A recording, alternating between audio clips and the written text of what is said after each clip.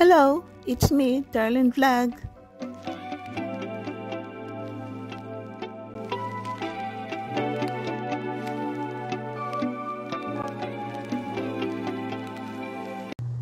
Mga kalingap, mga kajungkal, ay, ano ba yan? Nakaka-disappointed ang iba. Kakasabi lang ni Jomar sa part 69 na ang kanyang family ay mahiyain. Ang kanyang mama, mahiyain at ibang kapatid. So, bakit ba natin pinangungunahan si Jomar? Ngayon, may nag-screenshot, nag-edit ng pictures ng mama ni Jomar, pinagtabi sa picture ni Carla at sinabi na ayan, nag-meet na sila. Alam ko, biro yun. Alam ng iba, alam natin na joke lang yun. Nag-edit tayo para pagtabihin ng isang picture. Pero, may mga tao na ayaw nila talaga na i-expose ang kanilang picture. Kumuha tayo sa picture nila at i-save, tapos i-edit natin. Hindi maganda yon. Pwede tayo kasuhan nila kung ayaw nila. Isa pa, huwag natin pangunahan si Jomar. Dahil kita nyo, hindi siya nagpo-post ng picture ng family niya. Na mga biro-biro. Kung nakita nyo, nakita yung mama niya, mga kapatid niya, doon lang sa yung bumibigay ng ayuda doon sa Nabwa. Tapos yung mama niya, hindi lahat na video ay nakita doon lang sa pagpapasalamat sa mga sponsor. So, wag naman ganon. Wag nyo disappointed si Jomar na wag nyo hintayin na siya ay magalit at sabihin niya ayoko na sa inyo. Mangyari ba yon? Nasabi niya ayoko na sa inyo.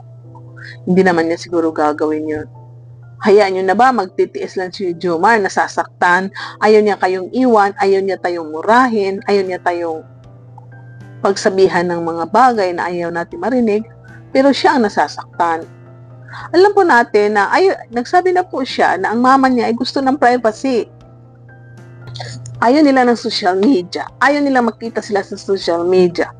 Tapos pinangungunahan natin, mag-i-edit ng picture para i-post sa group. Hindi maganda yon.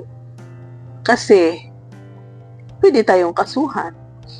Paano kung mapuno na si Jomar na hindi nyo ihinto yan, masusundan.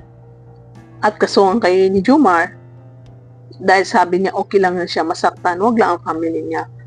So, irespeto po natin ang privacy na gusto ng family ni Jomar, mga kapatid o mama niya. Antayin na lang po natin na si Jomar nang mag-post, ma-interview, ipakilala ni Carla, pakilala niya si Carla sa family niya sa social media. Alam po natin, for sure yan, nag-video call po sila. Na-introduce niya, pinakilala niya sa video call, hindi lang sa public.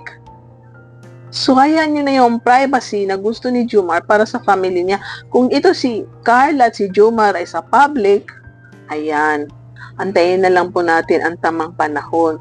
Kung totoong naniniwala kayo sa Jomcar na sila na in the future, dahil sabi niyo sila na, nagwi-wish kayo na sana sila na, antayin po natin ang tamang panahon. Huwag na tayong maggawa-gawa ng picture, mag-save, i-edit natin, and i-post natin. Sana po nagkakaintindihan tayo. Respeto po, irespeto natin si Carla at si Jomar, irespeto natin ang gusto ng mga kababayan natin, kaibigan natin na privacy. Diba? Alam ko sa inyo, gusto niyo ng privacy. Kaya nga hindi kayo naglalagay ng profile picture niyo, totoo ninyong mukha sa inyong mga YouTube, sa inyong Facebook, nakalock pa inyong mga profile, dahil gusto niyo ng privacy. Gumagawa kayo ng dummy account, kahit may personal Facebook kayo, gumagawa kayo ng dummy account para sumali sa mga group, kung saan mo dyan, dahil gusto niyo ng privacy. Nagpapalit kayo ng pangalan ninyo, ayaw hindi nyo sinasabi ang totoo nyong pangalan, gumagamit kayo ng other name dahil ayaw nyo ma-expose. Gusto nyo ng privacy, hindi kayo nagpapakita sa mukha ninyo dahil ayaw nyo ng exposure, gusto nyo ng privacy. So, ganun yun ang mama ni Jomar.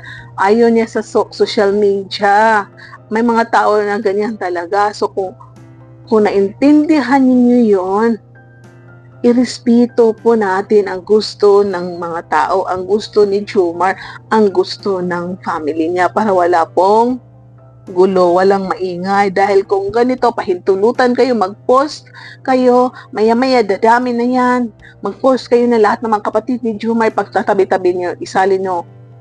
Ay, so siguro hindi pa nakita ni Jomar o baka nakita niya nagbubulag-bulagan lang siya, nagbibingi-bingian. Pero pag napuno ang isang tao, sorry na lang po. Pag napuno na ang baso, sorry na lang po. So wag po natin hantayin na mapuno na si Jomar at magsabi, sorry na lang po, ayoko na po.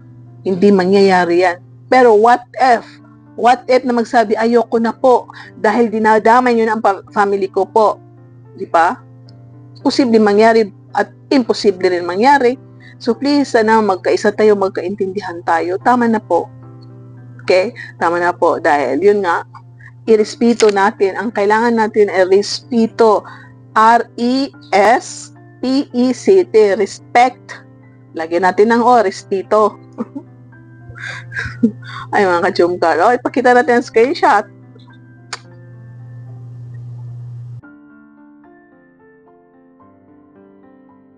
So mga ka-Jomcar, mga kalingap, respeto respeto. Sana marunong matuto tayo sa respeto. Kung may respeto man tayo, ituloy natin.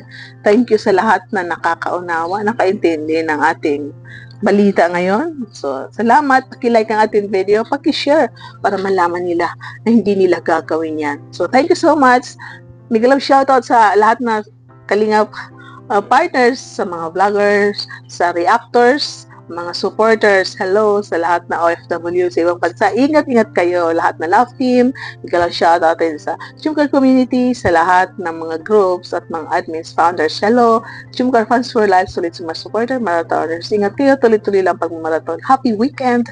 And God bless you all and keep smiling! Ingat kayo lahat and see you in my next reactions. Bye for now!